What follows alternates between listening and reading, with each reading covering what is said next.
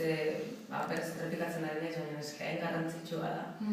Garai batean izaten zian, konzertu asko, ziruzurek asko gogoratuko duzu, jende haunitzetako eta klase eta modu askotako kantariak izan mutil, danetariko izaten zirenak, noski denek egoten ginen kausa baten inguruan, egia da. Kausa bat behar zen.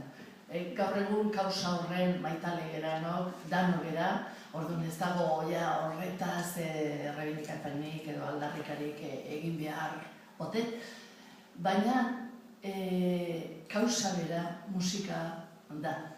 Niretzat, guretzat, gure kantariontzako, kausa da musika bera, kantua bera, mezua bera.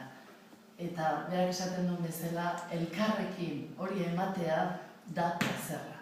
Guretzat plazerra eta pensatzen dugu, gu komunikatzen bali badugu, datorren antzate plazerra izan beharko lukela.